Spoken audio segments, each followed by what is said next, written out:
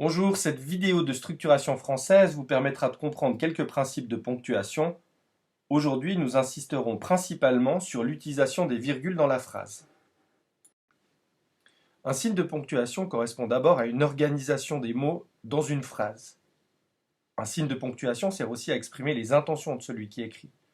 Il correspond dans ce cas à certaines intonations de la langue orale ou à marquer des pauses.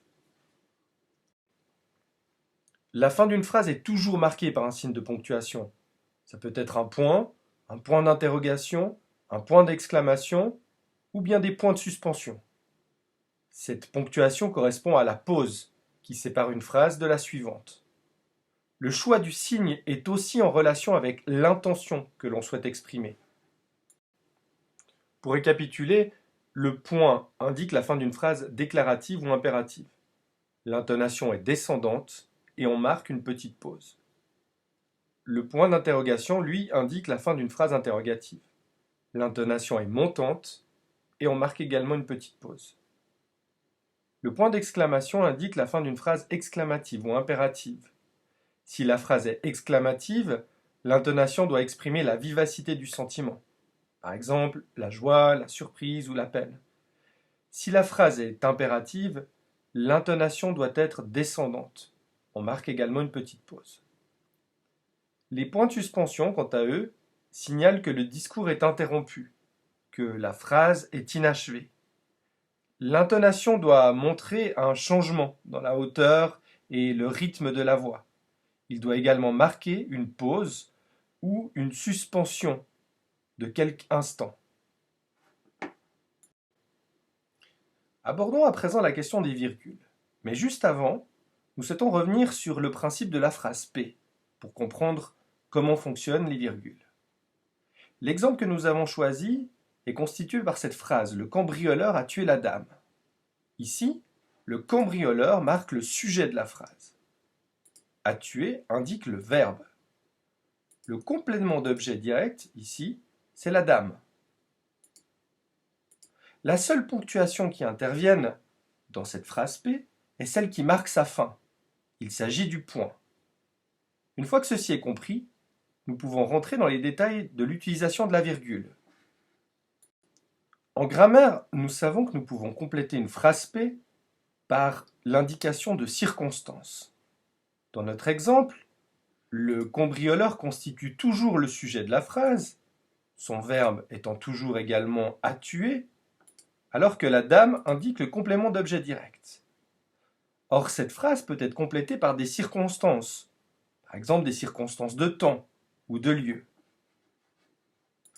Dans notre exemple, nous avons choisi la précision dans l'arrière-cour, qui marque le complément circonstanciel, ici, de lieu.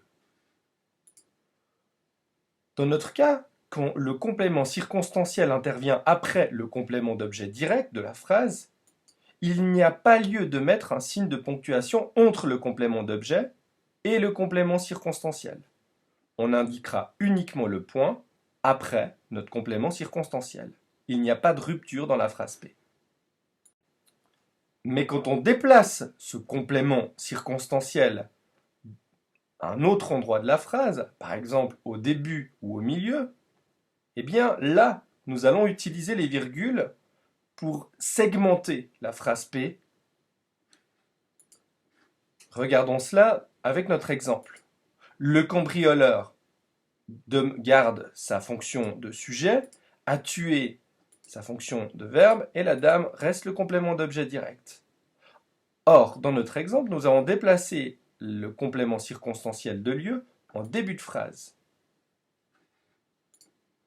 Pour marquer ce déplacement en début de phrase, nous allons indiquer le colmatage avec une virgule. Celle-ci sera bien sûr placée entre le complément circonstanciel que nous venons de déplacer et le sujet. Le point, lui, demeure en fin de phrase. Ce principe va être à peu près identique dans la situation où l'on souhaiterait donner une explication qui viendrait compléter un des objets de la phrase, par exemple le sujet, ou bien le verbe, ou bien le complément d'objet.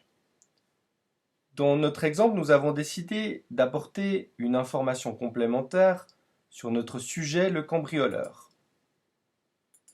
Ce sujet continue donc de conjuguer le verbe à tuer et a toujours pour objet direct la dame. Mais afin de compléter les informations que l'on souhaite donner sur le cambrioleur, nous avons inclus une information de type subordonnée relative. Et pour marquer ceci, comme dans l'exemple précédent où l'on déplaçait le complément circonstanciel, nous allons indiquer cet ajout par un colmatage avec des virgules qui viendront avant la subordonnée relative et juste après pour marquer la fin. La fin de phrase P continue d'être marquée par le point. Il faut également retenir que la virgule peut avoir d'autres fonctions dans la phrase. Par exemple, quand on a une succession de groupes qui jouent le même rôle dans la phrase, il faut les séparer les uns des autres par une virgule. C'est le cas des énumérations. Ainsi, nous pourrions trouver l'exemple « Le cambrioleur a tué la mère, virgule, la fille, virgule, le chien, point ». On place généralement la virgule également avant les coordonnants suivants, mais, c'est-à-dire, donc, car, alors, puis, et l'expression abrégée, etc. En principe, on ne place pas de virgule devant et, ou et ni. Mais il y a une exception à cela, s'il y a plus de 3 énumérations. Par exemple, si nous utilisons plusieurs fois l'expression ni dans une énumération, là, nous pourrions utiliser la virgule. Regardons l'exemple suivant. Il a ni vu la mère, ni vu la fille, ni vu le chien. En bref, la virgule sépare deux propositions juxtaposées. Elle peut également séparer deux éléments juxtaposés. Elle peut encadrer, comme c'était le cas de notre exemple, une relative explicative. Elle peut également encadrer une proposition incise. Elle encadrera une épithète détachée ou une apposition détachée. Je vous laisse regarder les exemples pour comprendre cela.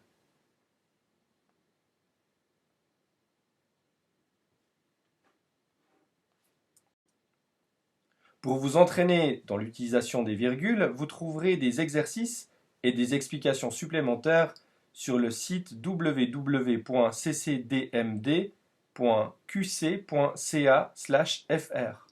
Ces exercices sont à disposition gratuitement en PDF. Souvent, les élèves ont tendance à confondre l'utilisation de la virgule et du point-virgule. Et dans de nombreux cas, maîtrisant mal l'utilisation du point-virgule, ils ont tendance à ne pas l'utiliser du tout. Pour comprendre à quel point la fonction de point-virgule est utile en français, nous pourrions donner les explications suivantes. Le point-virgule relie des phrases grammaticalement complètes et logiquement liées.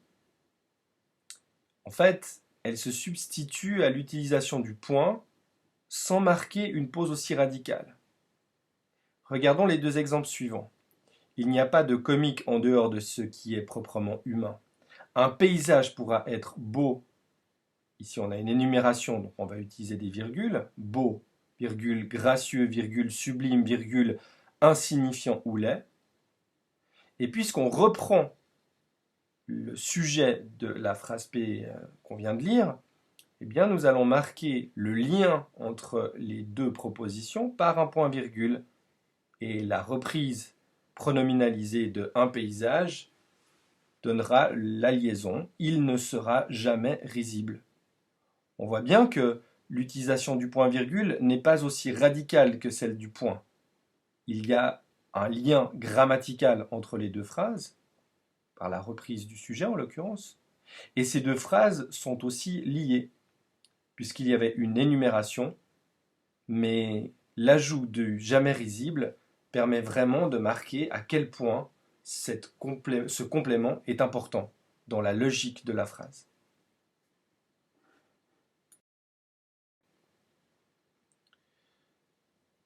En fait, le point-virgule sépare des propositions semblables d'une certaine étendue, surtout si elles renferment des parties déjà subdivisées par des virgules.